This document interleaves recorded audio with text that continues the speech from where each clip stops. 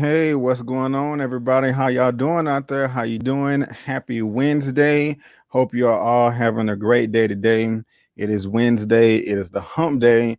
We are halfway through the week, which is a great thing because I know everybody be living for the weekend, just like your boy over here. If you could not see, we're going to be talking Loki episode 5, recap, breakdown, open spoilery discussion. So if you have not seen Loki episode 5 and you don't want to be spoiled, I strongly suggest you turn the video off right now. You have been warned. And just want to shout out to everybody in the chat real quick. We got Stephanie Garnett in the building. How you doing? Christopher Dogger. Hey, what's going on? D Wee, what's up? David Geldner, hey, how you doing? Ty Israel, Angela Peters, how are y'all doing? Islamic Way Live. What's going on? What's going on? What is going on? And so let me go ahead and bring in my first guest to the show. Y'all know him from the great state of Louisiana, and that is the king of anime, Mr. OneTakeBigDog. How you doing, my brother? How you doing? I'm good, man. How you doing today, B? I'm doing pretty good. It looks like my camera's a little crooked, man. I can't ever seem to get stuff right, but I'm doing good though, man. I'm doing good. I was just telling everybody, hey, it's Hump Day. We're getting closer to the weekend. How was your day today? Oh, it was cool, man. Just woke up from a nap. I almost missed my alarm, so yeah, I'm cool. Got me to get a little 20-minute nap in. You I know what I'm feel you, saying? man. Well, My thank you for booster. Yeah, thank you for being here, man. I really do appreciate it, man. I really do. And don't feel bad. I have been there before, like, hey, let me get a quick nap in before I do a live or something like that. And then I end up being late or miss the whole thing. So, Oh yeah. I do understand. I do understand. And just again, shout out to everybody out there in the chat. Thank you so much for being here. I see we have about 18 people watching right now live, so that's what's up. And I got 20 likes, so that's always a great thing when I have more thumbs up, more likes than I actually do people in the chat. And this, guys, let you know that this is live right now on YouTube at Just My Opinion Reviews, on Twitch at Just My Opinion Reviews, and also on Facebook.com/Just My Opinion. You can also follow me and OneTakeBigDog on social media. Our handles are on the screen. His information is down in the description box of this video.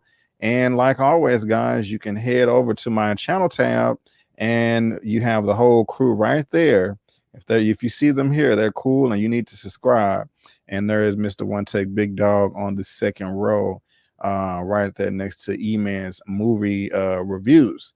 And so OneTakeBigDog, I hope you're ready, man, because I'm really eager to hear what you have to say about Loki, Okay. episode 5, man.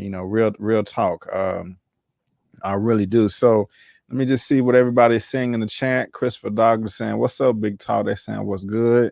Hey, What's hey, up to hey. I guess everybody? I'm probably 30 minutes late. They probably Oh, said that a long time ago or whatever. I'm always late with the comics, but it's all right, man. Well, we can go ahead and get started. Mr. OneTakeBigDog, are you ready? yes, sir.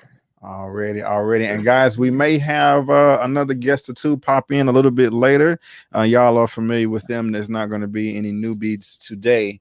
But again, guys, I want to thank you so much for tuning in to another episode of Just My Opinion, where we are talking Loki episode 5 live spoiler reaction breakdown.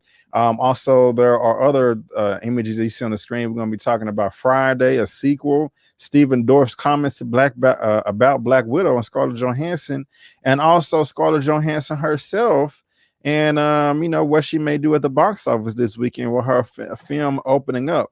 But the first topic right here is Loki episode 5, titled "Journey into Mystery." That is the title right there, Loki Journey into Mystery. And I like the title, but we're going to talk about if I actually like the episode specifically. Oh, Because last time episode 4 was fire. It was great. I absolutely loved it. And it was a big improvement from episode 3, and before I go on, let me go ahead and bring in my second guest to the show real quick. I don't want to leave him waiting. Coming from the great state of Missouri, that is Mr. Elliot with Movie Files. How you doing, my brother? How you doing? What's going on, Brandon? What's going on, Big Dog? How we doing today, what's guys? going on? What's going on? What's going on, man? We're doing good, man. Thank you for being here. Yeah, no doubt, man. Appreciate you having me on, man. This episode here, man. Journey of Mysteries. Woo. Yeah, we man. at the very beginning, man, and I'm man. glad you're here. So everybody in the chat, say hello to Elliot. One of the regulars now. And so yeah, man, I would just introduce the name of this episode, Journey into Mystery. Also, guys, Elliot's information is on the screen. If you want to follow him on social media, his information is down in the description box as well. And you can also head over to my channel tab to check him out over there as well. But I was just saying, Elliot, that I like the title of the episode, but we got to talk about if I actually like the episode. I was really impressed with episode 4. They left us on a cliffhanger. Loki being pruned.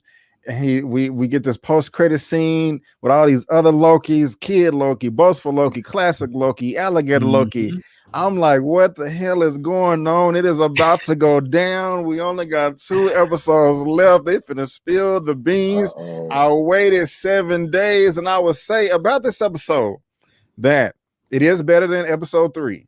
It is better than episode 3, and there are a lot of cool things in this episode that I did like.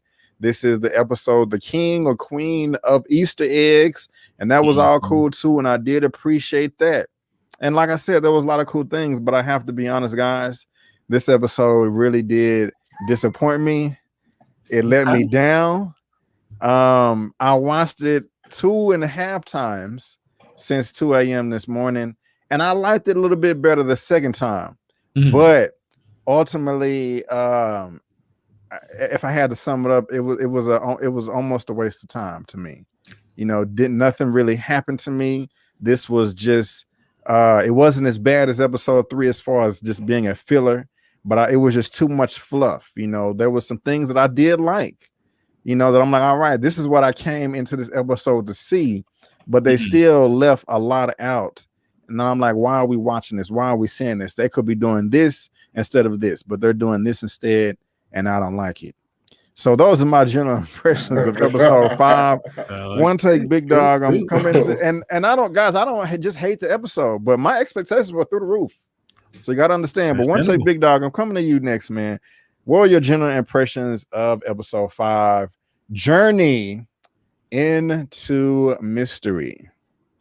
I'm kind of mixed on it. I think that's probably the best way to describe it, because I think just like you, coming off that high from last week, I was expecting a little bit more from the episode, and once it got to going, and after it finished, I was just kind of like, okay, well, some stuff like kind of drug on too long. I kind of felt like they were just trying to like hold it there just so we couldn't progress the story to a certain part. But after I watched it again, I think I might have watched it 2.5 or 3 times as well. And I think I did enjoy it more, but when I talk about it, I think I enjoy it more. But as I'm watching, I'm kind of like, man, we should be doing some more than what we're doing, or some of these things didn't quite live up to my expectations. I got you. Elliot, jump on in there, man. What were your general impressions of episode 5, Journey into Mystery? Yeah, so I mean, like the show, man, we all, you know, there's variant Lokis that have all different perspectives and all that stuff. So I'll be the variant on this one. I love this episode. Okay. First and foremost, as far as like just like being a fan of TV and MCU and all that stuff and production, I thought like production wise, this was a flawless episode. Like I've been kind of wonky on like the visual effects on some of the shows. It was like a lot of the times it was like actors just standing in front of a green screen, and some of the visual effects weren't really working for me. But this episode, I felt like I was on a journey to the void. I feel like I was with Loki on this kind of discovering what the void was all about, with the other variant Lokis, President Loki, and all that stuff. So that was great to me. And one thing that this show has been completely flawless with, that score hits on another level, man. This is top tier MCU score. I can't think of the composer's name off top, but they are doing a fantastic job. Like whenever it hits me with the score and the orchestra, it was just fire. So from a production standpoint, I thought it was like a flawless episode.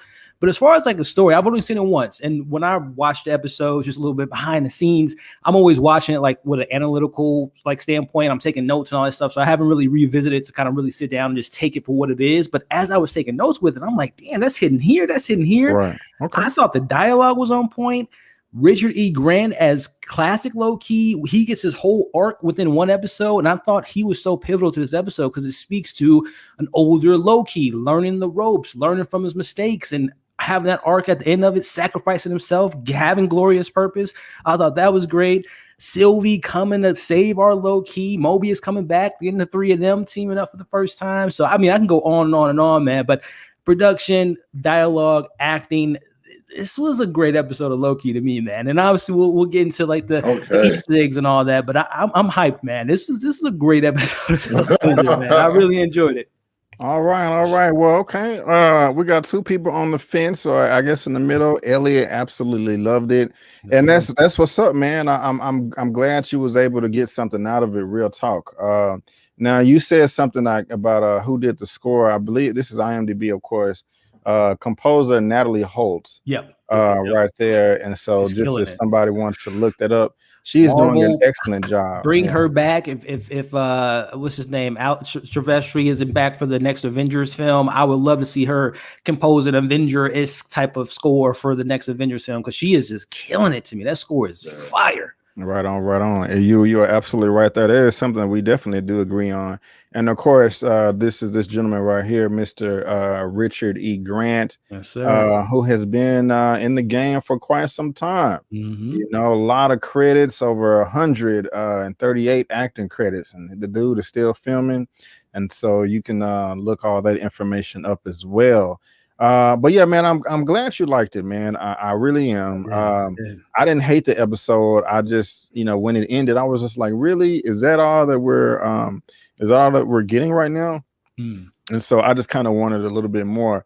But let me go ahead and grab this super chat real quick for Black Gay Comic Geek, $10. Michael, for the bag. This episode reminded me of a parent where they say, I'm not mad, I'm just disappointed. If this was episode 5 out of 10, I'd like it more. I do agree.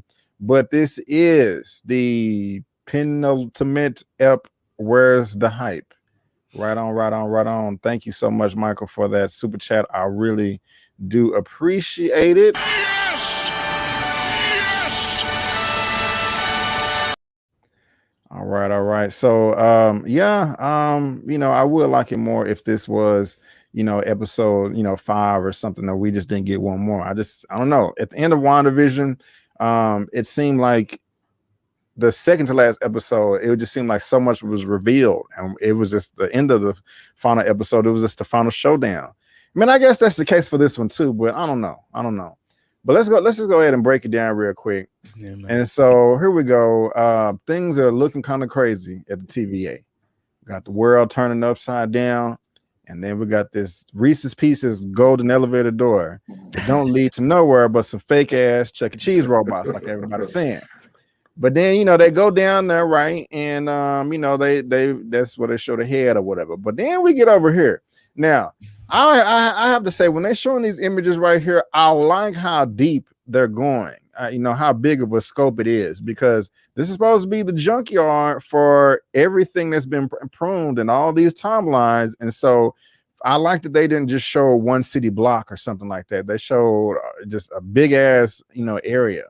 And it just opens up right here. What's going on? This is the void. That's Elioth. Where his lunch come on. And there he goes right there. Now, Elioth is this character right here. A force called Elioth the Usurper. And I kind of think of him off the top of my head, or the way it's been described, because I'm not going to front, guys. Today was the first time I've heard about this character. Kind of remind me of Galactus. I was always going around eating up worlds and stuff like that. But here he is right here, a big, powerful purple cloud. And apparently, I was going to call him Thanos, but that's not him. That's Kang the Conqueror. Kang the Conqueror is afraid of him. And we can get to that a little bit later. But OneTakeBigDog, I'm coming to you first, man. How are you feeling about this opening so far? With this being revealed that this is the void, and, Elioth and all that stuff. How are you feeling? Well, considering the fact I didn't know what the void was, I was just kind of like, okay, I got to get more information on that. Them grabbing him like, let's go, that makes sense, but here's my only thing about Elliot. And it's not, and I understand, I think after the episode went off, I looked up Elliot as well just to see how it looked, because I know there's sometimes where like comic character, for example, Galactus in Fantastic Four: Rise of the Silver Surfer. Mm-hmm. We saw how he looked in there. It was just like a big cloud. So I'm like, I wanted this to have like an actual look. And then I look up the comic, and that's the exact image that I saw. But personally, I'm just not a fan of the big clouds, because I immediately, like I said, immediately comes to mind is Fantastic Four: Rise of the Silver Surfer, or even Green Lantern with Ryan Reynolds. That's just kind of like, I wish it was actually something a little more I don't know, like I got you. solid, I guess. You know Yeah. what I'm saying? But that was. But other than that, it was cool. I got you. Before I come to you, Elliot, I just want to read this. Alioth is the first being who broke free from the constraints of time. His empire is larger than Kang himself, stretching billions of years to before the rise of man on Earth. His domain is approximately 2 to 3 times as large as Kang's temporal empire. That's crazy. It's because of Alioth that Kang never attempted to expand his empire vertically into more distant time eras, and therefore extends only as far back as 2000 BC. Kang created a barrier preventing Elia from entering his domain after Kang was left on the brink of death, where Vona the Terminatrix assumed his identity and took over his empire while investigating errors early in time. She accidentally released Elioth, who then threatened Kang's former domain and all other temporal dominions, further up the time stream. Ravonna and Revelation were able to revive Kang, who provided the Avengers with the Chrono Key to use against Alioth. With all that, and we can go and I can read his powers if y'all want. But Elliot, man, how you feeling about this intro and also the introduction to the Void and Alioth? Yeah, well, this goes back to me just praising the production of the episode. I mean, from the first shot, coming in with the upside down shot, which to me was just kind of like a metaphor of where we are in the show. Everyone has kind of switched upside down, from Mobius losing his belief system in TVA, Loki believing that he's a hero, Sylvie and Loki working together, the time variance, all that. To me, it was like a great way to just bring us into everyone's world again, being flipped upside down as we go into the elevator with the little hourglass symbols and whatnot. But in regards to this character here, which I think does speak into a little bit of Kang the Conqueror, as you kind of read in the synopsis there of the character. And we know Marvel always like to kind of remix stories from the comic books. They take this and they take that and they kind of make it into their own. So I kind of looked at this Alioth character as, what if Kang the Conqueror was able to figure out a way to control this entity and has it as his guard dog before we go to, obviously the end of this castle reveal here. So I think, and to Big Dog's point, I'm not a big fan of like this, a big globe of like whatever the cloud entity was. But again, I think it kind of speaks to just the scope and scale of the episode, having this big entity being able to consume energy and eat energy and all that stuff. But like you said, Brandon, it is comic book accurate. But like I said, Big Dog, I'm not a big fan of that aesthetic, that look of the design. But again, I think it does speak into going back to the Kang the Conqueror comparisons, that what if Kang was able to tame that dog and use it as its guard dog per se. So again, I thought this intro, from the score to that shot opening up the sequence to meeting Loki and the rest of Loki's, was a pretty cool way to open up the show. Already, and let me go ahead and bring in the third guest of the show. Y'all know him from the East Side, the stock market master genius, Mr. Lamont with Life Gains. How you doing, my brother? How you doing? It's been a minute too. What's good? My God, the stock market master. My God. Yes, man. I ain't here to talk about that today. all right. We're here to talk about Loki, man. Oh Lord, geekgasms all over the place, my fellas. Oh my goodness, I enjoyed the hell out of this episode. Okay. Thank you, Lamont. Now we got you on too. Yeah. Now we got you on too. Simply because if you are a true to the source, true to the lure of comics, just the Easter eggs alone is a video hunting apparatus. You can make pure videos about episode 5 on all the Easter eggs. They sprinkled all up in there. So I'm ready to do this. I'm excited. Well, let's catch you up real quick, dude. Let's catch you up. We were just talking about how the episode starting off, everything flips upside down. You got this gold elevator that leads to nothing but lies and deceit. This is the Void. That's Alioth. But who is Alioth? Well, is this cat right here? You know what I'm saying? And we were saying it kind of reminded me of Galactus a little bit, just going around, eating up worlds and energy and matter and stuff like that. But here's a dude right here and talking about he's so badass that Kang the Conqueror is afraid of him. You know what I'm saying? And so I know you got some stuff to say. I just kind of read a little brief synopsis, little description, breakdown of the character. But I'm passing it to you. You said you liked the episode. That's great. So did Elliot. But how are you feeling about the Void, the intro of this episode, and them introducing us to Alioth? You're talking about Alioth, the spirit. Alioth, my bad. Alioth. I'm feeling great about it. I mean, the whole flipping upside down metaphor that Marvel has been doing since phase 1 is just Marvel. It's classic Marvel. It's what they do. And that is to let you know that things are turned on their head. And right now, things are turned on their head because Loki has been thrown to the void. Sylvie is getting ready to get into a battle with Ravonna Put It On You. And Ravonna Put It On You is still lying to Sylvie. The reveal of the void, I felt, was a good parallel because we all felt something when Mobius died. I mean, we was all emotionally attached to that character. I know I was. And when he died, you thought he was really gone until we saw what happened last week. And so I was very interested to see how would they continue the continuity from last episode when Loki in the post-credit wound up here with all these crazy-ass Lokis. And these Lokis was great. And so I really enjoyed the void scene. And the thing about Alioth, B. Avery, you did some great reading and research. He was the one thing that Kang the Conqueror was afraid of because he was all consuming of time, matter, energy, dark matter. Anything he could get in front of, he would destroy it. It got so bad that in the comics, the Avengers had to fight him, and they had to get Kang to help them, and they basically had to put him in a stalemate with a Celestial. So, like I said, if you are a comic person, all these sprinkles of Easter eggs and what has happened in the other comics into these type of stories just gives you more fuel for the fodder of enjoying Marvel. Right on. Let me just go ahead and look at his powers real quick. It's Elioth, or I feel like I keep saying it wrong. Alioth is a trans-temporal entity existing across divergent timelines as an enormous cloud destroying all it touches, causing massive temporal disturbance and devastation across entire dimensions. It can extend pseudopodia to attack forceful beings or locations and grow in size and mass by absorbing the bodies of time travelers into its mass. Once it occupies a time period, it spreads out to engulf the adjacent realities.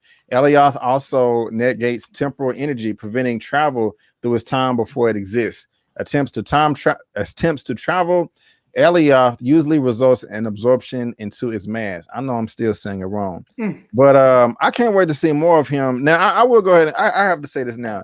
As badass as he is, man, I was kind of let down that Sylvie and Loki were able to. Actually, I'm gonna say that. I'm gonna say that point. Elliot, I'm coming to you next, man. So we got through that, man. And so now on the other side, back on the TVA, Sylvie is just like, hey, give me a 10 pad.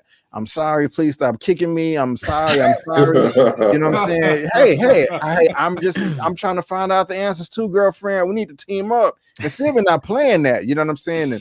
And now I do like this lines of dialogue right here, how they broke this down, because this just makes sense to me. It's more believable. It's more tangible because she explained that, you know, when they set these time bombs off, that they can't destroy all the matter. It's impossible. So they send it to this void.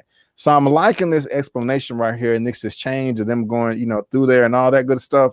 So that's pretty cool. And then also I'm liking these shots right here of all the Lokis kind of just getting to know each other.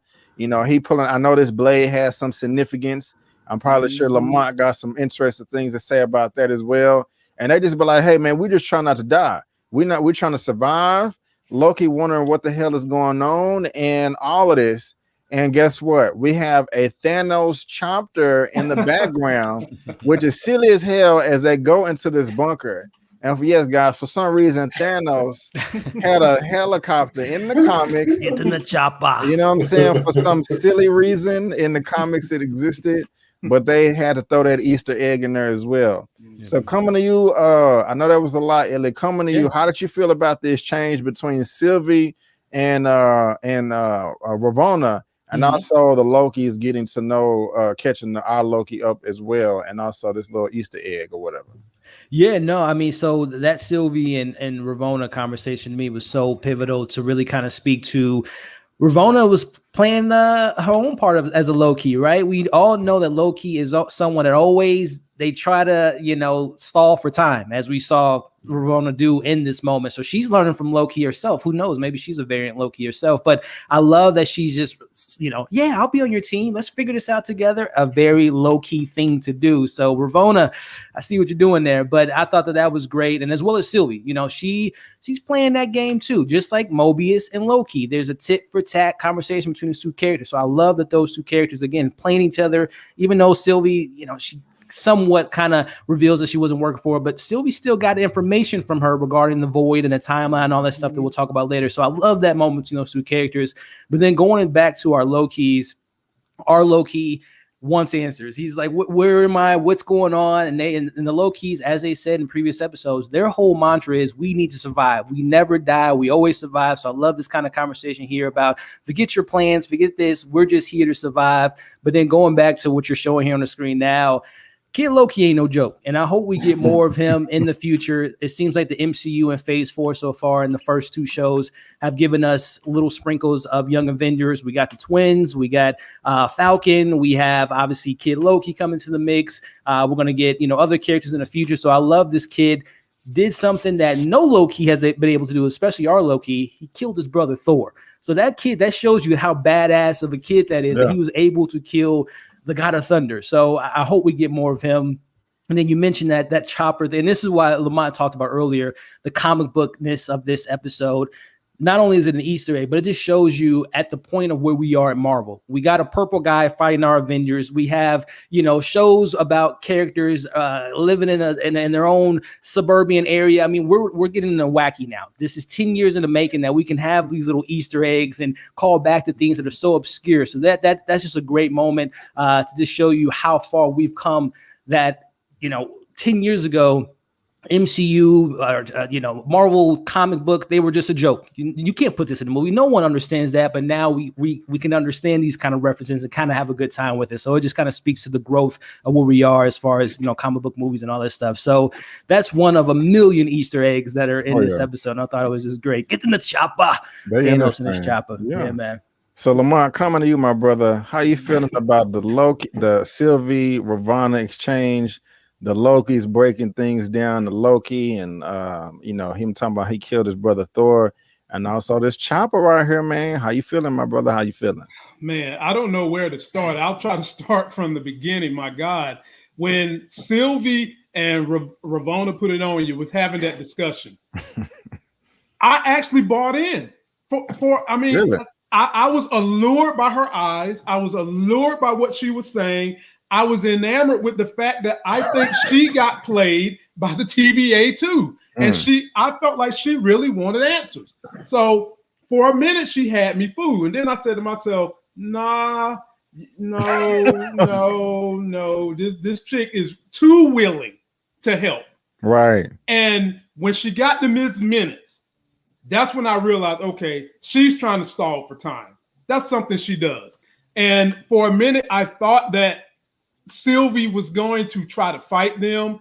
And then the moment when she jumped into the void and Ravonna had that little brief conversation with her about her feelings toward Loki, I kind of knew at that point in time she was going to get in that void, which is supposed to be the waste ground for all the timelines. She was going to get in there, and I was happy that she got in there. But I think the greatest takeaway from that was Ravonna's interest is piqued.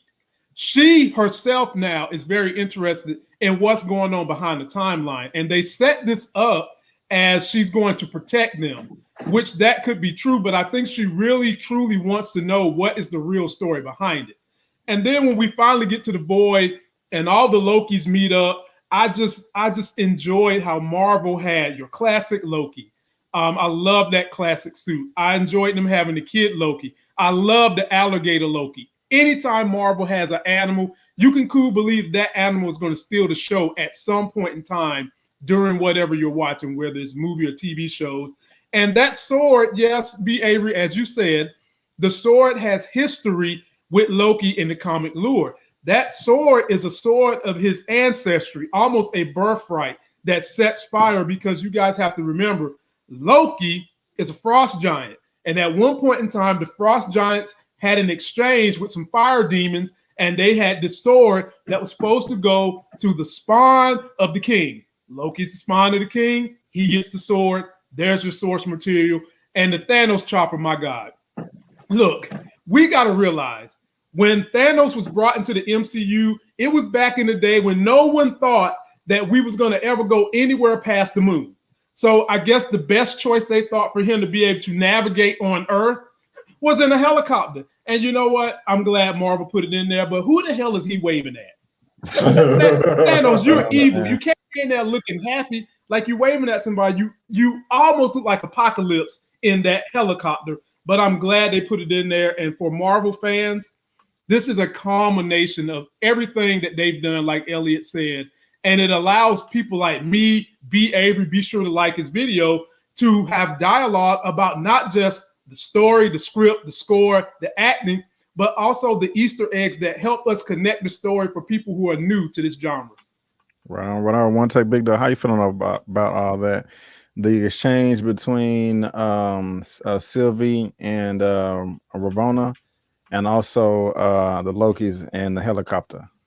I don't really know how much I'm gonna have to say about the helicopter, but I enjoyed the exchange between Sylvie and Ravonna. Put it on us. I guess that's the name we're gonna go with. More because I never believed Ravonna, like at all. Simply because every time you can just tell when she's lying. We said this a couple episodes ago. Like, she's not a good liar, and like when she was talking, I just pretty much like. I was sure, like, okay, she's going to have to do something to hold off Sylvia, because Sylvia ain't there to play no games. If you play with Sylvia trying to put you on the stake. Okay, that's just what Sylvia was on. But of course, when we got to talking to Miss Menace about like the ship that can go through the void, I knew right then and there. I'm like, you didn't think about this when your life was on the line. There is no way this thing exists. Of course, she would obviously wait for time. But like, then can I go ahead and add that in?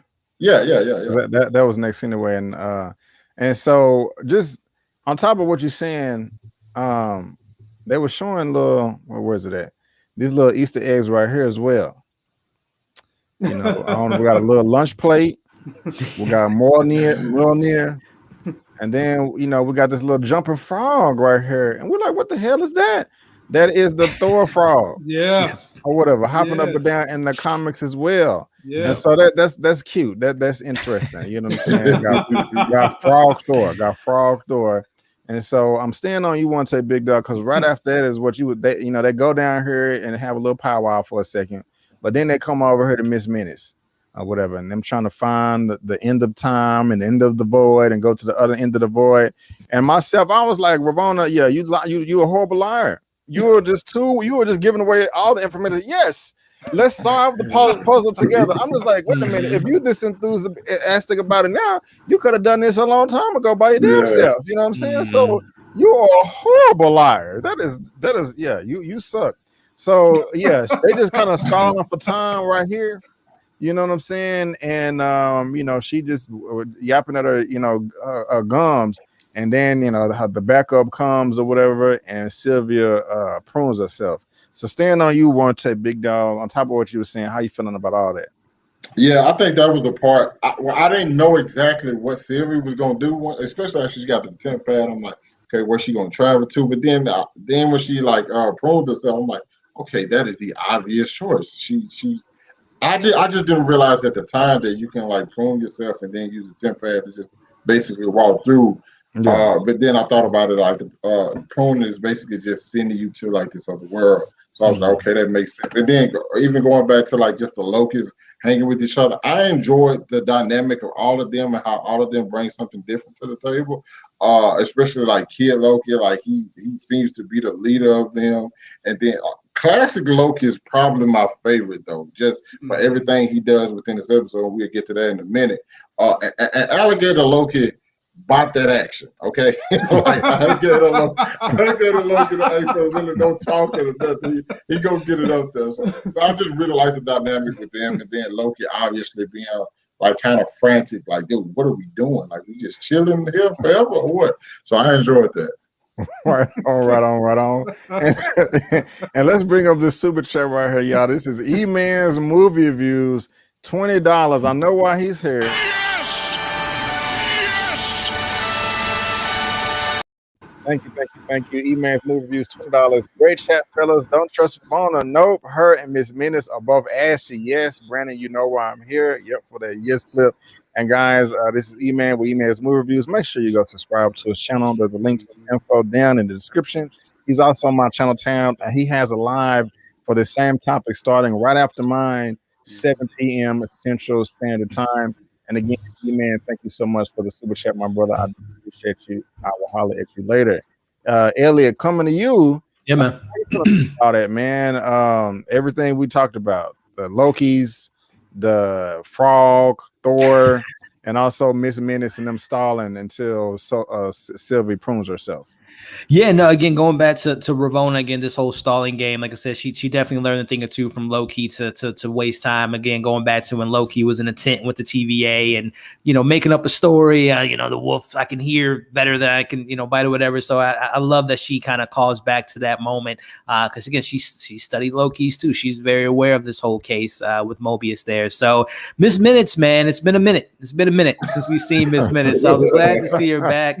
I know there was some theories in the last week or so. What if Miss Minutes is behind all this? Which that would have been funny. But I think the show kind of showed you that no, she's all part of the game, just like Ravonna as well. But no, it was what I like about this relationship though, and we'll obviously get to this a little bit later, is Ravonna does get those files that she wanted from Miss Minutes regarding the beginning of time and the TVA and all that stuff. So it'll be really interesting to see. Everyone so far has had a switch in their mindset. So it'll be interesting to see if Ravonna will still drink that Kool-Aid or if she's gonna, switch things up next week. But no, I always get a smile on my face when I get to see Miss Minutes. So I love that dialogue there. And of course, yeah, whenever you get these low keys on screen, like Big Dog, classic low key is the man. And that speaks to when you bring in a classic actor, a legendary actor like Richard E. Grant, you fall in love with them after just one episode. So no, these low keys are dope characters. Right on, right on. And Lamont, how you feeling about all that, my brother? All that I think you touched on the Lokis, but the Frog, which is just funny to me, and also the Miss Minutes and them stalling and her pruning herself to go save her baby cakes, Loki. You seen the baby cakes coming. If you had a telescope, you could see it from here to Mars. You saw that. She do want her baby cakes, and she seems like she wants her baby cakes to clap them cheeks. And when you have that kind of connection, you're not going to separate them, no matter if one is on Mars and one is on Earth. They're going to get back together. So we saw that coming. In terms of Miss Minutes, I'm like Elliot. I was glad to see Miss Minutes come back, and I was getting ready to start my own rumor mill that if you have a Miss Minutes, where the hell is Mr. Minuteman at? So maybe we'll get a Mr. Minuteman in another series. I don't know if he's going to pop up in this one, but I do enjoy the banter that Marvel puts with AI in all their stories. I really enjoy that, so I was glad to see her. And the thing is, you want to know who programmed Miss Minutes. How did Miss Minutes get to be where she's at? Because we didn't see Ravonna give her orders per se to stall, but Miss Minutes knew to stall anyway. And so I enjoyed seeing that as well. And then with the Lokis, I'm with everybody in line here. As much as I love Alligator Loki, as much as I like Kid Loki, I know it's his lair and this is his world. He's the master of the world. I really was in tune with classic Loki and some of the things he done as the series went on. And so the dynamic with them being very consistent throughout all of them to what Loki really is, I thought was wonderfully done, and I enjoyed it. Right on. I'll go ahead and say a classic Loki. He was my favorite. But this is kind of where we get to know him. And Elliot, I'm coming to you first. They're kind of just breaking it down in the man cave. He talking about how he was like, look, I'm just gonna go post up on this planet over here and chill. Yeah. And as soon as I left, that's why I created a branch. I'm gonna go kill the thing or whatever. And they're like, bro, you tripping, sit your ass down. You don't know what you're talking about. And then we get all these other Lokis over here. President Loki, golly. Sylvia waking up or whatever, doing her thing. She's running from the Elioth. I know I'm butchering that name. She gets some type of connection by enchanting him and starts seeing all this stuff right here. And she chopping like Letty off Lovecraft Country right here, trying to get away. And your boy Mobius coming through, you know what I'm saying, with the blue sky cloud, you know, saving the day or whatever. And I kind of felt to myself, okay, you need to shut your ass up, okay, Sylvie. He just saved your ass, and you over here side seat driving, talking about you see her there, you're front of drive right into it. I'm like, you're ungrateful. You're ungrateful. But anyway, you got this scene right here, man. I did not like this. I mean, that was funny, Loki getting his hand bit off, but this was just goofy to me, and I'm just like, I'm over it. And he just didn't do anything for me or whatever. And so they do a little ninja banish cloud to disappear, and then we go back to Sylvie and Mobius and them trying to figure out a plan and, you know, all that good stuff. And so hopefully that wasn't too much. But he like, no, man, I got it. So, you know, the man cave scene right here, Sylvie coming through with Mobius, and, you know, him saving the day. And then the Loki's betraying each other and all this, you know, them fighting and acting crazy and all that. How you feeling about all that?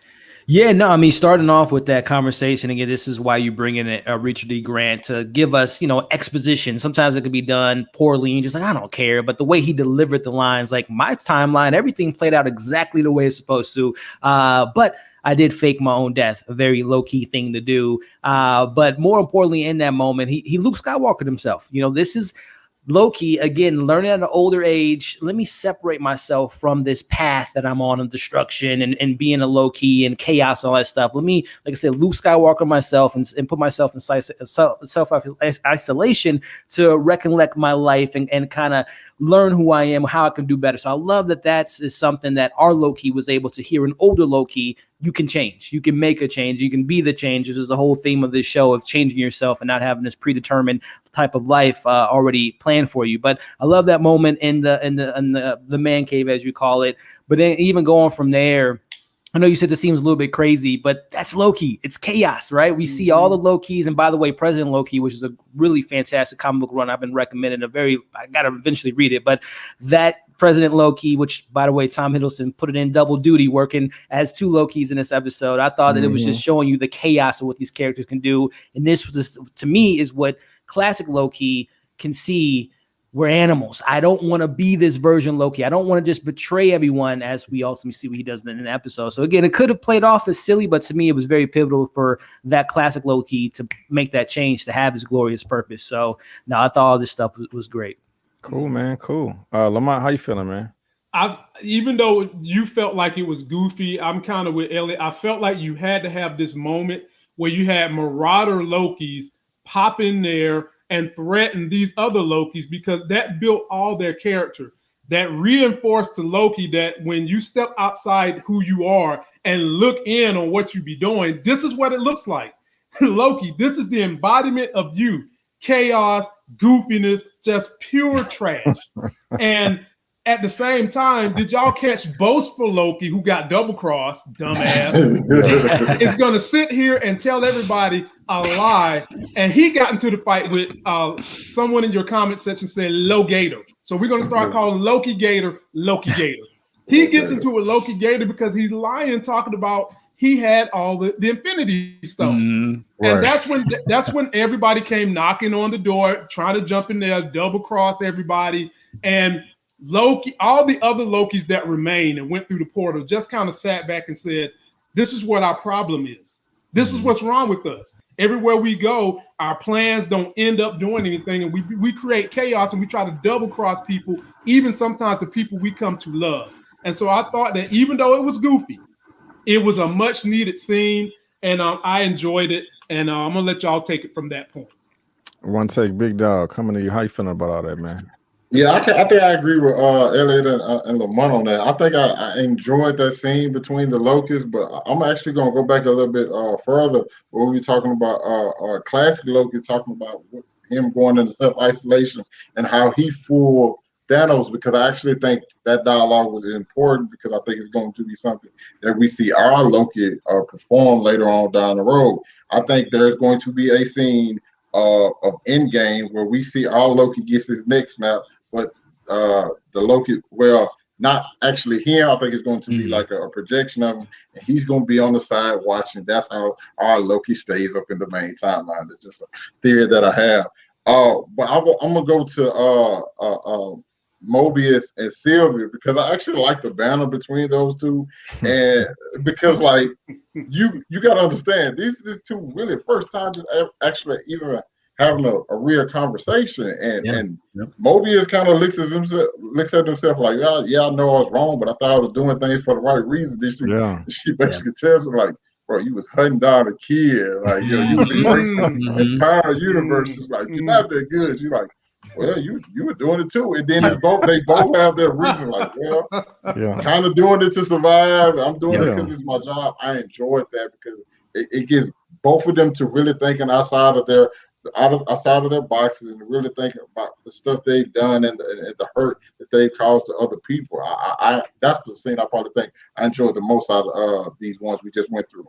Already, yeah, you're right, man. Because she was setting people on fire in the episode 1. You know what I'm saying? a means to an end. Yeah, I was gonna say that's what Mobius said. It was a means to the end, and Sylvie was basically doing the same thing herself. She didn't have no remorse. You know, no. Can't blame her. I wouldn't have been in that situation if they would have. They would exactly. Can't blame her. That's true. That's true. Okay. Who am I coming to next? I think I'm coming to Lamont next. I think if I'm incorrect, I'm sorry. But yeah, you know, they say, but basically Sylvia and Mobius like, hey, let's go towards the monster. And they both groups decide to do that, you know, and he's like, yeah, I'm just gonna kill it or whatever. I'm gonna sneak up behind it to kill it. I'm just like, this is a horrible plan. He's like, okay, let me show you how bad of an idea that is. So you got this ship with all these cannons on it.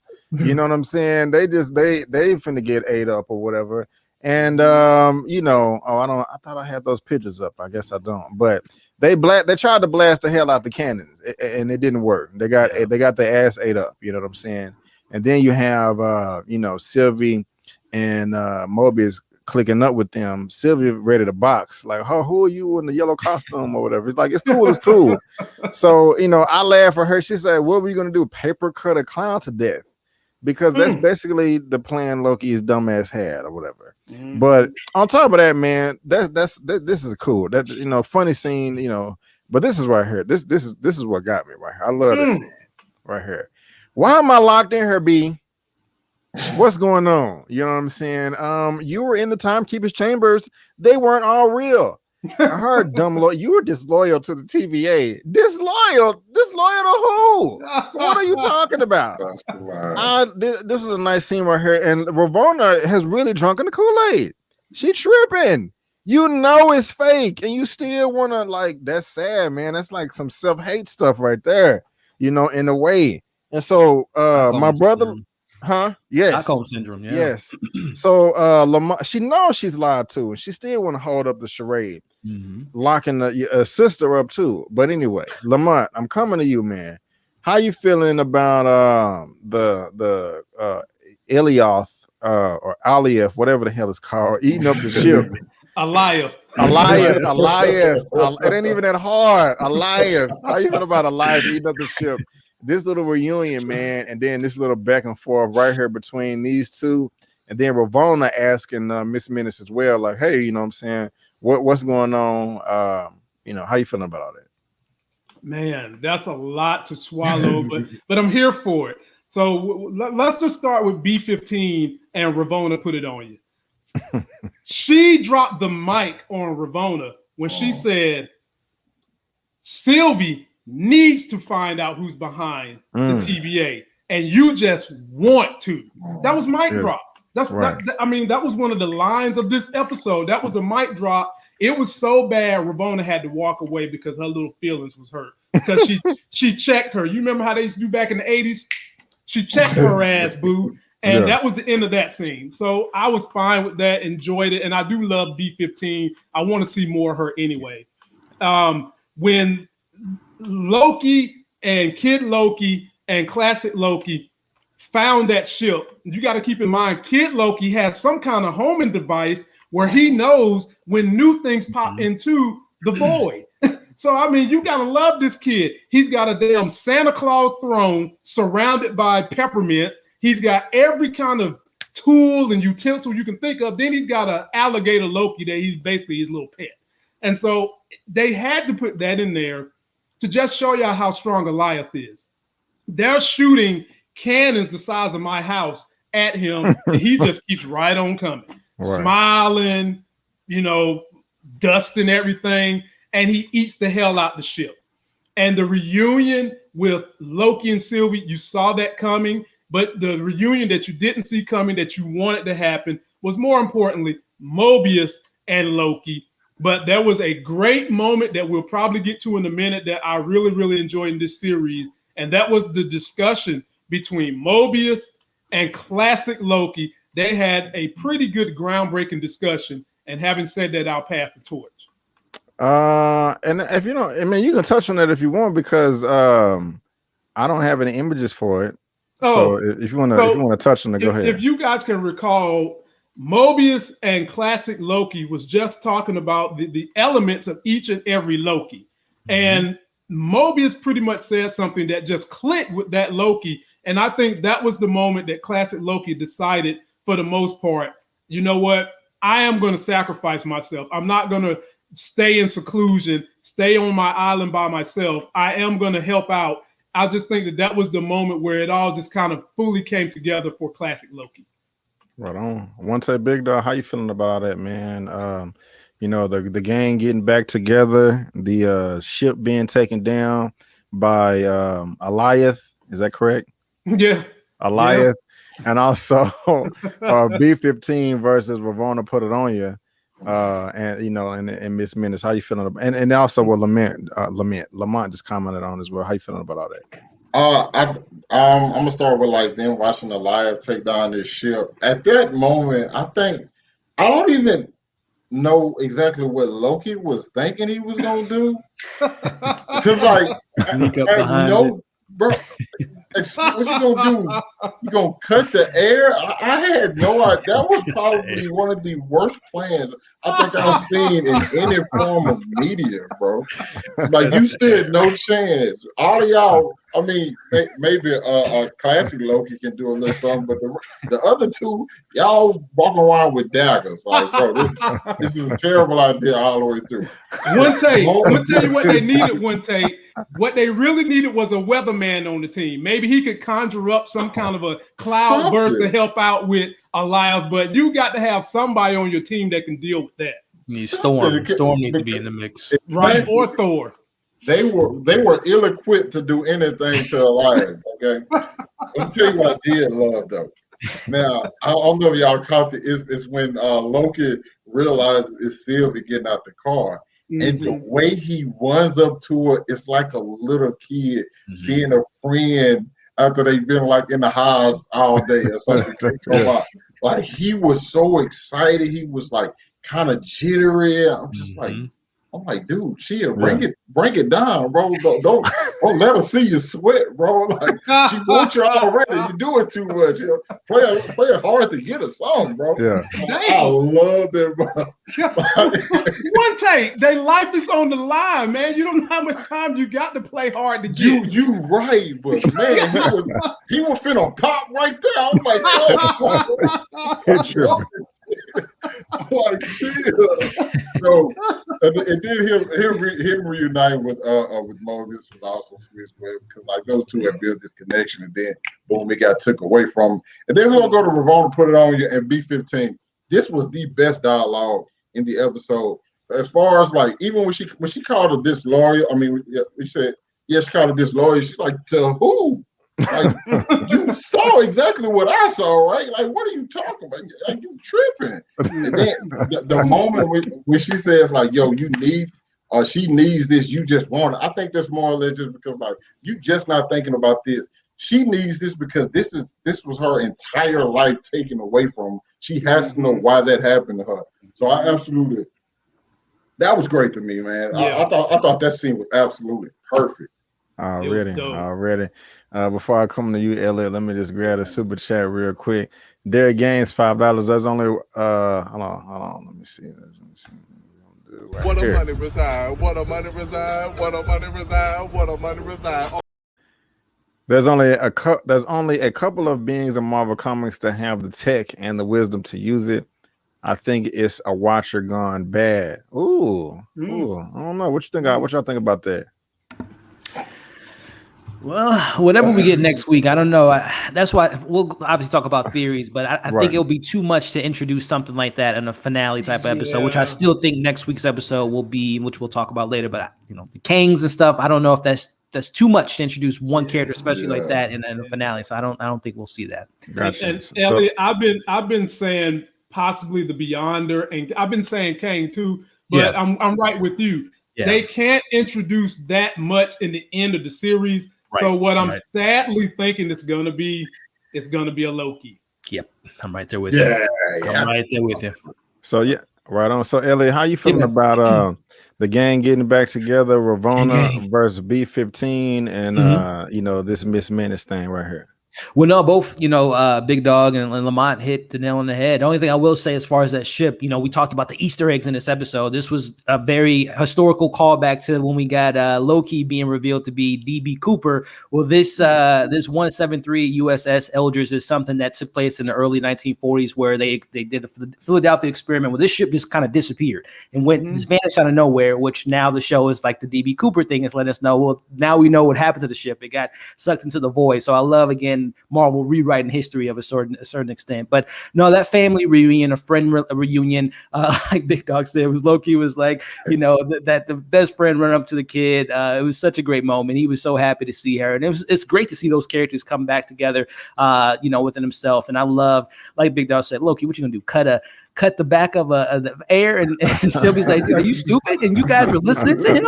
No, this is what we're going to do. So I love that she came in. It's building this character, Sylvie, to be, someone that we should root for. So I love that she called him out on that moment. Even Mobius was just like, yeah, Loki, I like her more. She's more intelligent of a certain extent. But again, this conversation between Renslayer and B-15, you guys said it. She wants it. She needs it. And that is such a mic drop moment. And the way Wumi delivered it was just so great. And again, we talk about Renslayer being the villain and whatnot, but again, I think it's a form of Stockholm Syndrome. She believes she's drinking that Kool-Aid. Maybe it's just because how she was raised. She's just, it speaks to just who this character is. And it shows you whoever is feeding her this Kool-Aid really kind of got in her head. So it'll be really interesting to see once she gets those files from Miss Minutes, if she'll make that switch like everyone else has in the show. But yeah, this is a lot of great stuff. But I love that little Easter egg with the ship there. Right on. And guys, we are coming to the end. I'm going to wrap all this up. And so, I don't know, guys. Again, this was just a waste of time to me. Them playing with blankets and stuff. I was just like, no, man. They need to be doing some more development. But y'all fall in love with yourself, masturbating, looking at each other. But this, I'm just being honest, man. That's just how I felt. I wasn't feeling it. But then you got this right here, this little standoff with her, us versus the Cloud, us versus Alioth. Or whatever, and I do like this scene. So I like this, and I like they hugged each other. Thank you, my friend. That was nice. That was touching. You know what I'm saying? He got the sword. He done conjured up a sheath on the back to put it in, and I like that. So but hold on, I gotta say though, this don't make no sense to me. So Sylvie got the 10 pad, sends Mobius back to the TVA. What are you gonna do? He said, I'm gonna burn it down. Classic Loki and Kid Loki and Alligator Loki. Now we're gonna stay here. This is my home. What? We're going to run. Earlier, y'all talking about don't die. But now we're gonna chill. You know what I'm saying? We know what we're doing, bro. Go back to your planet that you was chilling on. Did you have your feet kicked back up? You want to stay here? You got a 10 pad. That didn't make no damn sense to me, but their timeline got erased. They can't go back. Man, they can go anywhere they want. They can go anywhere they want. Right. They gonna get by the TV. Bro, we finna get here. He can go anywhere he wants. You know what I'm saying? And to add to that, B. Avery, where can they go where they can succeed in the way they're succeeding on this planet? These are Loki. Kings here. These are Loki. No, bro. They don't even got to be Loki no more, man. He can be a retiree and go to the casino, bro, and hit on chicks at the pool. Anyway. Oh, but see, that's how he got caught in the first place. Exactly. That's how he got caught in the first place. This is home. This is home. So they doing they finna do this little ultimate showdown, and you know it's quite nice. He's trying to do the distraction. I like the flaming sword. It ain't working, but your boy classic Loki, come and get me. What'd you say? What'd you say? What'd you say? The sword ain't working. This dude is bucking tonight. He got his Game of Thrones sword up in the air. Yeah. But so he turned his powers on. She turned hers on, and then he finna go Super Saiyan over here. And this right here was a badass moment in the episode. He just screaming like, grunting. Man. That was nice, man. I was feeling this. He just giving it all. Showed me he got all the power. You know what I'm saying? He can F with He-Man, and I think we're stronger than we realize. I like that, and he is conjuring up Asgard as a distraction. And it's just badass. I mean, it don't get no more superhero than they do right here. You know what I'm saying? He ends up dying. Glorious purpose. I don't think he's dead. I'm going out like a G, and he ends up dying, man. And I don't think he's dead. You don't? Oh, and so they doing their thing. They're trying to do the enchantment and all that good stuff. And then it turns into this right here. It turns into this right here.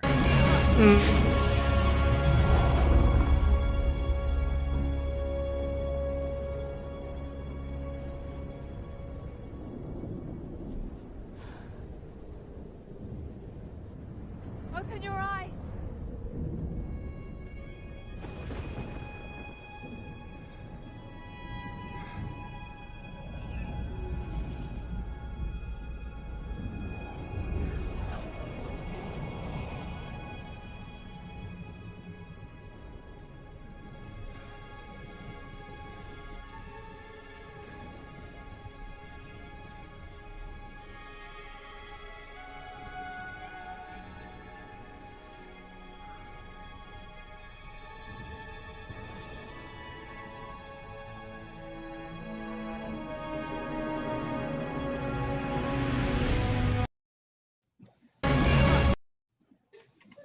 Oh, one take, big dog. I'm coming to you next, man. I'm coming to you next. How you feeling about all that? Break it down, the ending, and also what you think gonna happen next week. Okay. I'm trying to get all this in together. First of all, don't knock the blanket, man. Don't knock that work. Okay. That connection between those two is there, okay? The one blanket, then he made it two. That was a player move, okay? Then nobody said, you thought he was going to give her own, but no, he just like, I'm going to make this one longer. She going to have to get a little closer to me. I like that. First of all, I like that. Okay, then we're going to have to go to, like, them prepare for battle. I got to agree with you, B.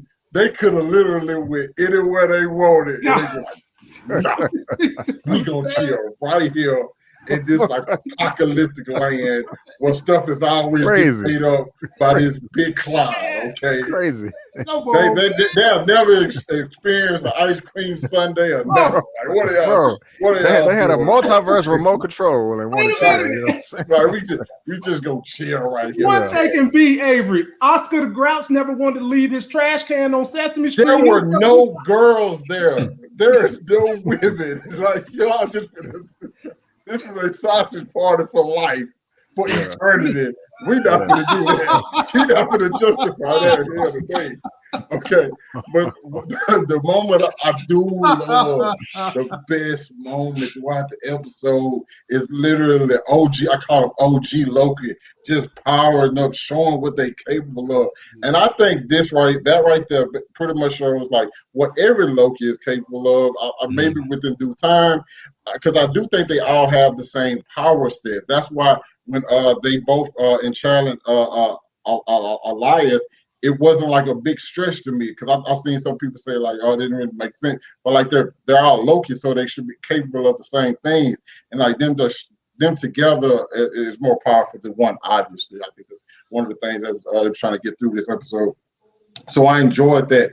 But the power demonstration I thought was amazing. And another thing I think Elliot talked about earlier with like the production, as far as that score. Once we went back and watched that scene, you just hear that score like kick in, and then it starts to amp up when like the gateways open up, I guess. Now, as far as looking out through it, I don't know Of course, I don't know who's in it. I'm predicting another Loki, just because that's the reason you would want to get rid of all these other Lokis and then get them so you can be the Loki of all Lokis. But it looks weird because I'm just looking like around the background of it. It looks like maybe either the Bifrost or the Quantum Realm, or I think that was the Bifrost when I'm thinking about the Thor Ragnarok when Loki and Thor got kicked out when they was fighting Hela. So it looks similar to that. So I'm kind of wondering, where does it exist exactly? Or can we like find it somewhere other than past, just like the Void? But I enjoy, like I said, OG Loki going out, screaming, chanting like his war cry. I thought that was amazing. I'm looking forward to the other Lokis picking up these types of talents, because he was out here really just like flexing. He was out just showing out. Yeah, what you think about this though? Oh, they're right. The portal. Yeah. Oh yeah, that's what I'm saying. I think. Well, obviously they're gonna walk through it, but I think it's another Loki right there just waiting on them, and they probably gonna catch that L next week for a little bit. But of course, Loki likes to talk, so he pretty much gonna tell them the entire plan and stuff while he's doing that.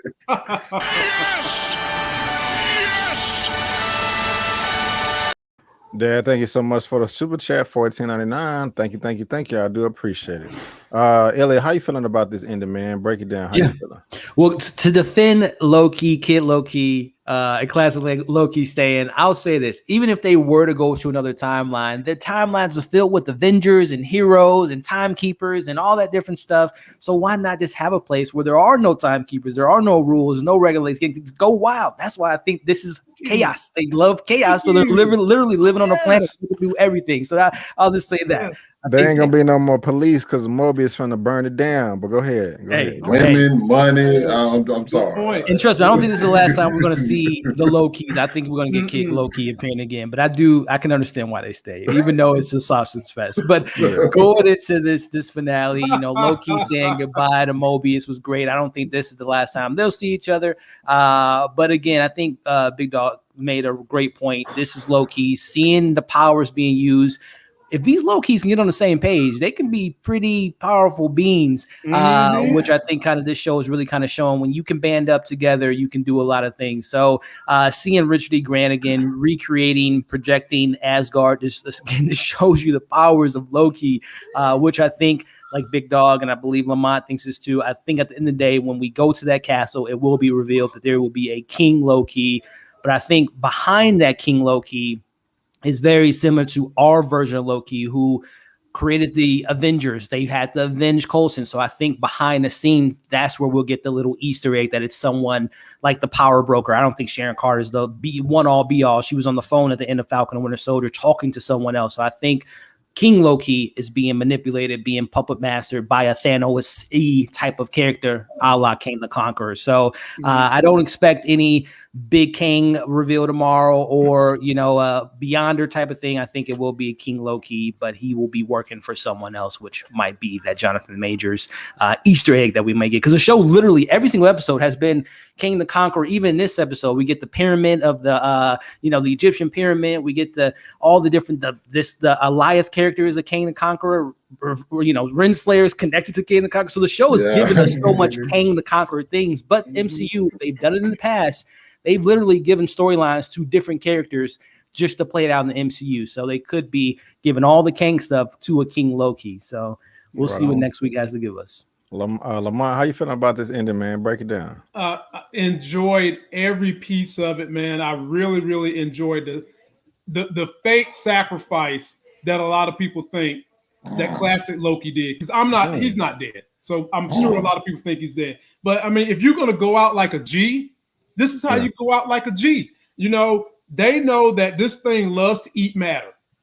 And so he's decided, I'm going to create the biggest illusion you ever seen since David Copperfield. And he does it. And he sits there, goes out and let the rest of them go ahead and handle their business. They enchant Elia.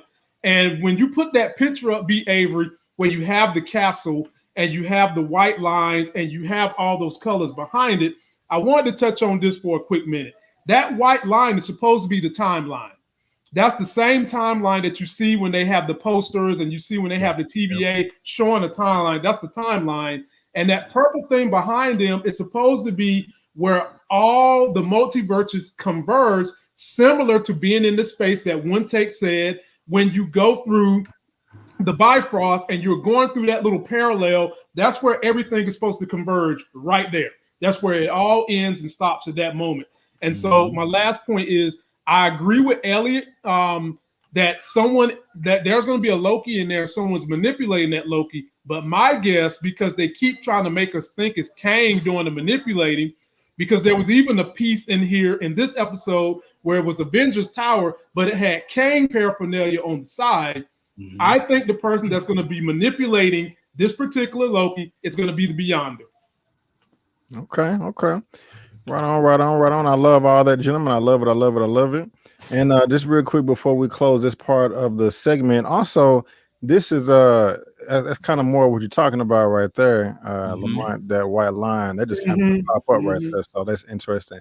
So out of the 5 episodes, my favorite so far is number 4. Okay. One Take, what is your favorite so far? And 3 is my least favorite. Number 4. Elliot, what about you? I'm a sucker for production, man. I think that episode 5 just slightly beats out episode 4 because, again, that score, the cinematography in this episode, and again, we talked about it, man. There was some great acting, some great character moments. Literally, classic Loki. We meet him in one episode, and we fall in love with him by the end of the episode. This is great writing, great acting on a lot of levels, and I think it does set up a pretty interesting finale. So I got episode 5 is literally just a hair above episode 4, just due to the fact that I thought the production of this episode was flawless. So for me, it's 4, 1, 2, 5, 3.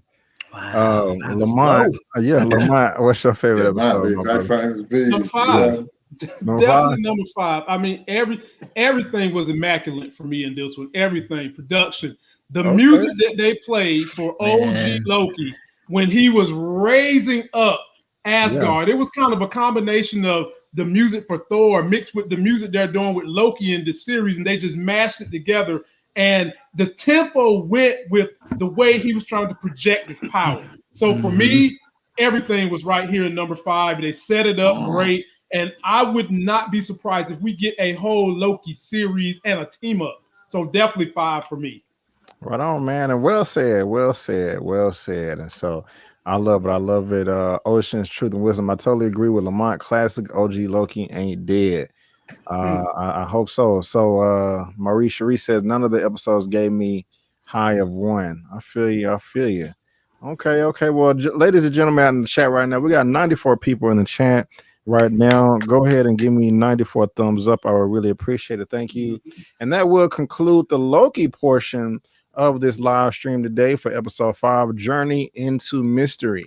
And I'm going a little bit long today. I got 3 quick topics that I'm going to be talking about, but I want to respect my guest time. I'm probably going to go another 10 or 15 minutes. But if anybody here today has to go, I completely understand, whether it's One Take, Elliot, or Lamont, because like I said, I'm going to go another 10 or 15 minutes. So look, Brent, I'm here to stay like Kid Loki and Alligator Loki on The Void. I'm here to stay, man. Let's make it happen. Cool. Lamont, you staying or you got to bounce, my brother? I got to prep for my show, so I'm gonna dive out right now. But you guys will see me again at 9 o'clock.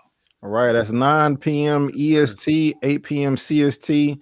There's this channel, Lamont Tyson. I will be there in about 45 minutes or so with OneTakeBigDog. And so, Lamont, thank you for showing up, my brother, and I will see you in a bit. I appreciate you, fellas. I'll see you again. All right. Peace out, my brother. Peace out. All right, guys. So again, that is Lamont, and we will be on this channel later on today. But let me go ahead and bring up this next topic. I should have talked about this on Sunday, but it just kind of slipped. It just kind of slipped my mind. And I'm glad that we're getting this news right here, because I've been wanting to know what's been going on for the longest. It has to do with Friday, the franchise by Ice Cube, man. And, you know, what's going on with that? And I have the report right here from IndieWire.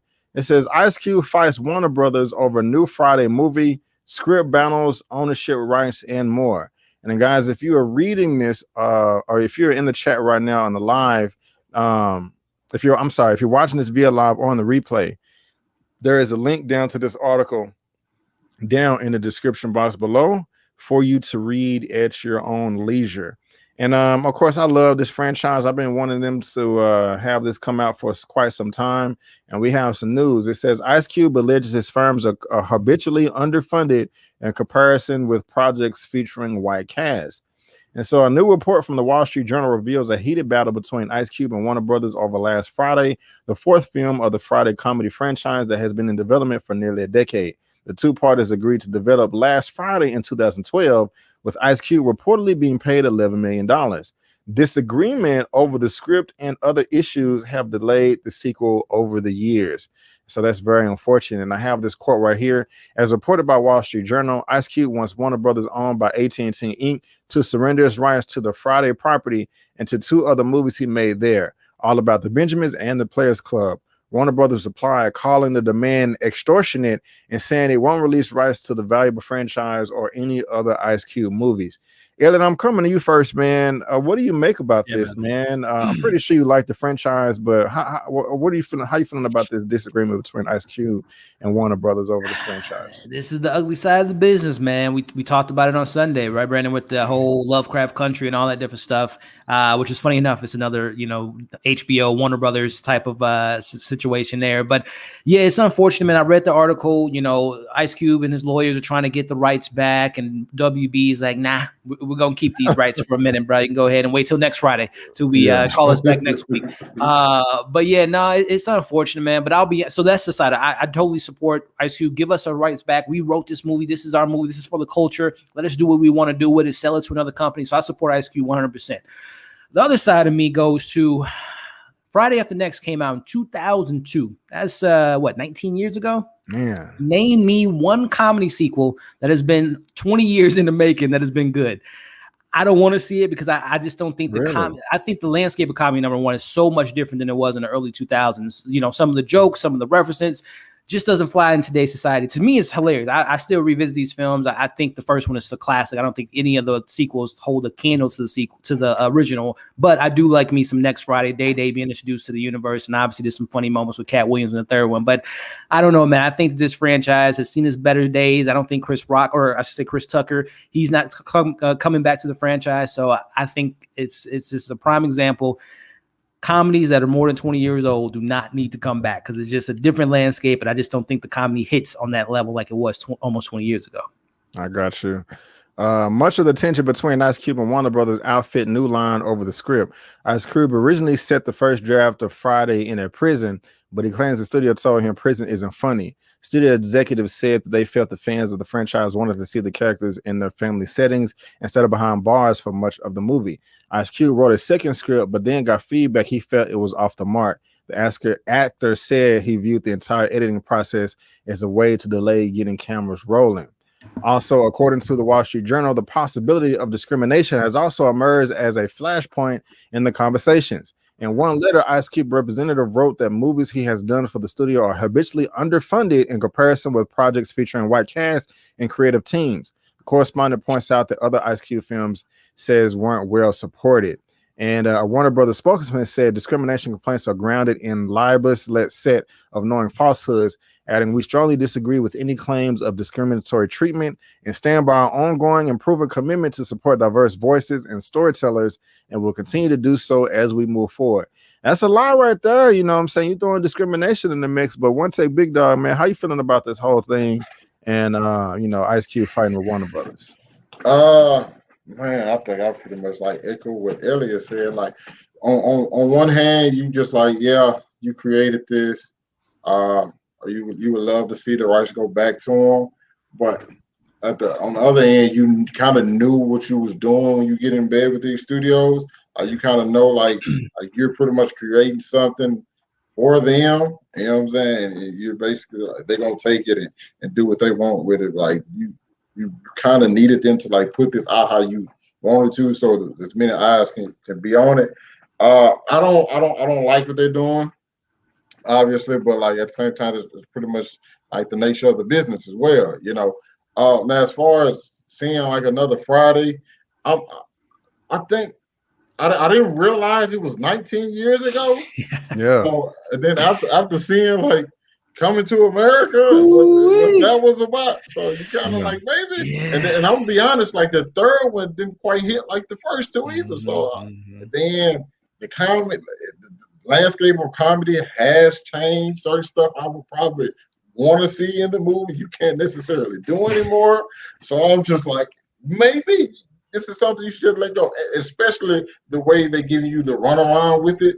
And even if you get a script passed, I think he's going to be so watered down that it's not going to like embody what the other films were.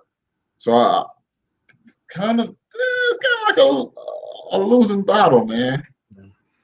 I mean, I hear y'all. I don't think I wouldn't say it's a losing battle. I don't think you have anything to lose. I mean, I don't know if what else he's doing right now. I really want to see it. I think with the passing of John Witherspoon, that would also motivate him to come up with an even better script. And I don't think I know he respects the property, but I know this is not just a money grab to him. But I'm hoping things work out. I really am, you know, because I want to see more of this personally myself. I tell you what, man, if this was Q back in the 90s, NWA style, he wouldn't have been got them rights, but he would have came knocking on them doors and would have walked away with right there in jail. Right on. Yeah. I mean, personally, I wouldn't mind him seeing him do something with All About the Benjamins. I thought, yeah, that was dope. Right there. Yeah, so, but guys, again, if you're watching this in the live or in the replay, there is a link down to this article down in the description box for you to read at your own leisure.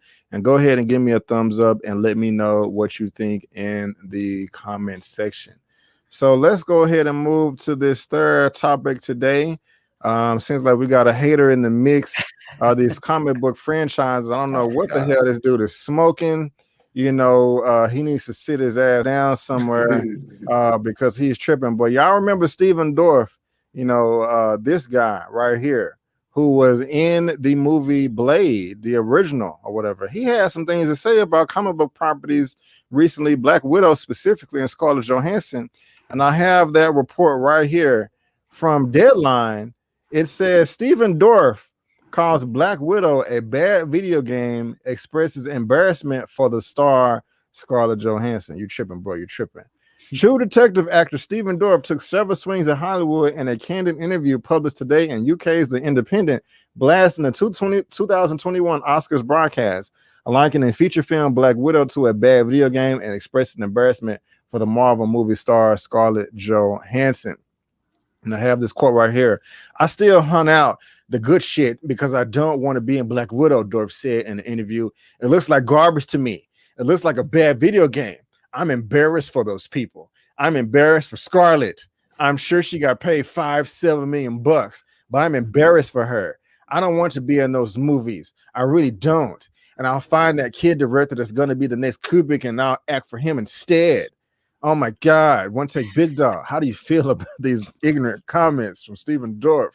Listen, man, I've never understood the hate that like comic book movies get for some reason. It seems like it just they often like one of those things that just like get under people's skin for some reason. Like I don't know if it's like envy or what, but like you see this happening often. You've seen it happen with James Cameron. You've seen it happen. God, I can't think of his name. Who directed The Irishman? Martin Scorsese. Yeah, Martin Scorsese. Like you see this often to the point where like they just feel like they have to say something bad. I understand everyone has their opinion, you know, and everyone's entitled to their opinion.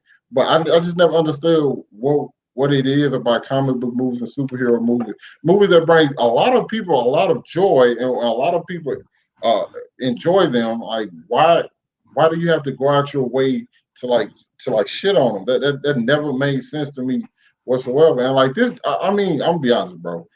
I still haven't seen the first Blade. I know it's a shame, but like I don't know, dude, man. I think this is just a way just get a headline. He said it's like a video game movie. You never. I mean, you haven't even seen the movie yet, and you talking about you're embarrassed for people. They embarrassed for you, bro. Like nobody barely know who you are, man. Like you should be the one embarrassed. Right. And he's talking about like he's gonna wait for the next like Stanley Kubrick or something like that, bro. Like, yo, those movies are good, but at the same time, like those aren't the only movies out there. Like those movies aren't the only movies that can be good. Like people like this just annoy the hell out of me, man. Honestly. I feel you, bro. I feel you. The backseat star currently appearing in the mixed martial arts film In Battle also cascaded the Academy Awards this year. Oscars were the most embarrassing thing I've seen in years, Dorff said. My business is becoming a big game show. You have actors that don't have a clue what they're doing. You have filmmakers that don't have a clue what they're doing. We're all in these little boxes on these streamers, TV and film. It's all one big cluster of content now.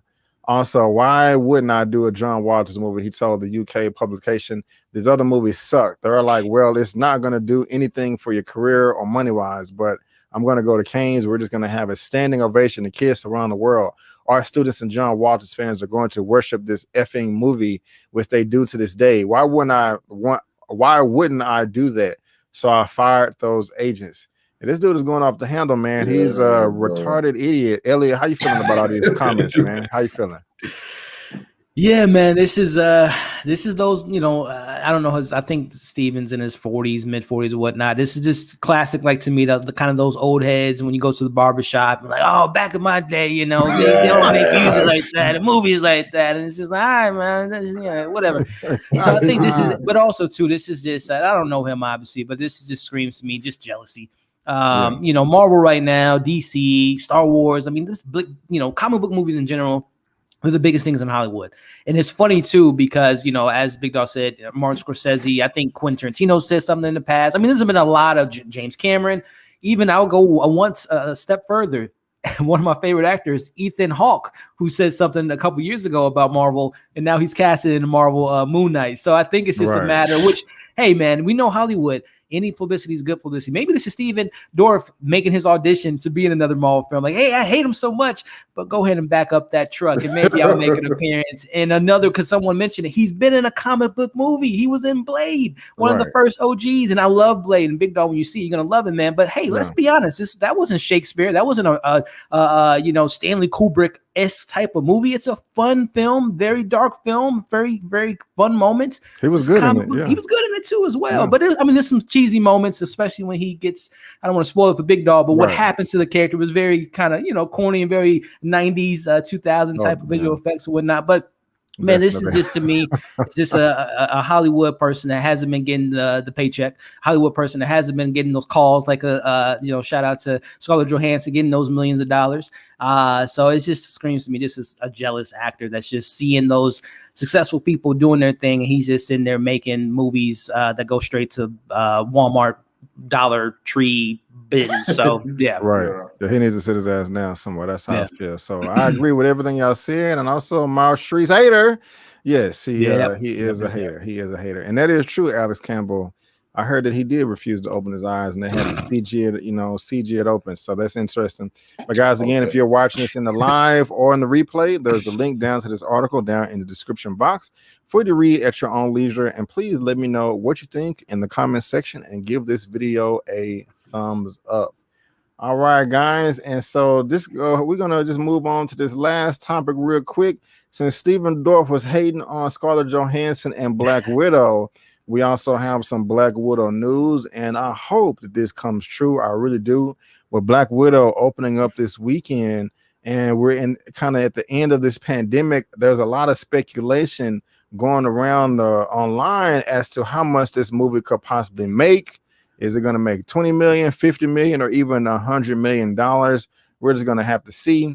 And I have this report right here as well from Forbes. It says Black Widow's pessimistic and optimistic box office preview. And this was done by Scott Mendelson.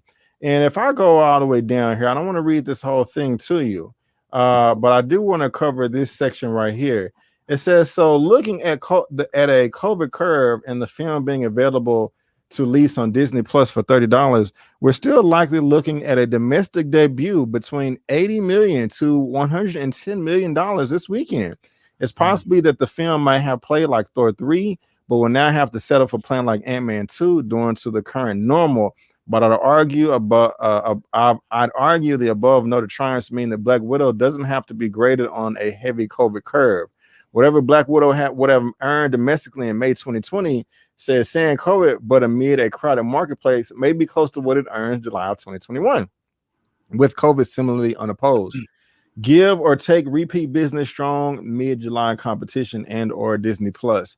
And so just for better context, guys, F9 that opened up a week before, it'll be 2 weeks before this opens up, opened up to $70 million.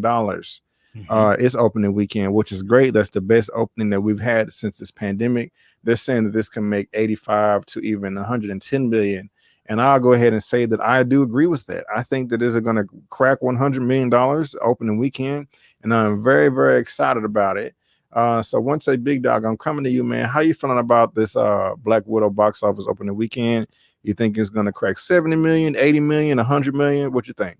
See, this, I think we talked about this months ago when I think we was first, when things first started like happening. As a matter of fact, I think it was maybe just a month ago exactly, we were talking about A Quiet Place 2 and how it opened up. And I was just like, okay, this kind of looks good for Black Widow. And the fact that fans haven't seen a Marvel film in about 2 years. So they're dying to get back and see that Marvel Studios logo on a big screen. My only thing I do think that's going to hurt this film is that the fact that it comes out on Disney Plus as well. So, but I'm not going to give it 100. I don't think I can necessarily give it 100. Maybe after I see those Thursday night preview numbers, maybe then I might change my tune. But I'm looking at about 89. 89? 89. Okay. 89. All right. That's what's up. Thank you, my brother. Elliot, man, how you feeling about this, man? You think it'll crack 70, 80, 90, or 100 million? What you think? Yeah, no, like Big Dog said, man, just looking at the trend. So just going back to Godzilla versus Kong, which I believe premiered at $30 million, and that was back in March. Fast forward to a couple months ago with A Quiet Place, that opened to 50 million. And now just looking 2 weeks ago, we're looking at 70 million. But Big Dog hit the nail on the coffin. None of those movies were playing in our homes at the exact same time. So I think like he's right. I think it will take a little bit of a hit because of that. We say take a bit of a hit. People will still be paying $30 to watch this movie. So they're going to still make some good money. But, you know, look at the numbers for WandaVision, Falcon Winter Soldier, and Loki. They were the higher. They each show progressively got higher and higher numbers. So I think to that point, I think people will go out to, like Big Dog said, last week it made 2 years since we got an MCU film in theaters, which is Spider-Man Far From Home. So I think the people at home that are watching these shows will go and make their way into theaters to see this film. So to answer your question, I think that this film will make $90 million opening weekend, taking a little bit of $10 million off of that 100 just due to the fact that people will watch it at home. Families that have 4 or 5 kids, $30, that's a steal. So they're going to probably be watching at home. But I think to those fans that have been craving to get back into the theater to see a Marvel film will come out and support that $90 million box office. Right on. And just real quick, what's interesting is some people that want to see it in theaters are forced to watch it at home on Disney Plus, because there are some theaters that have already told Disney, like, hey, we're not going to play your film if you're going to release it on digital at the same time. We have a rule against that. So if you're going to be doing the same day and date thing, we're just not going to play it.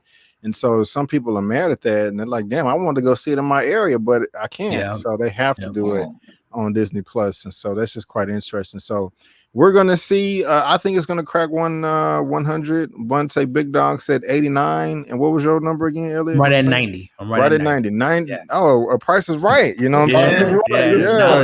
Yeah. 80. I hate when people do that right there.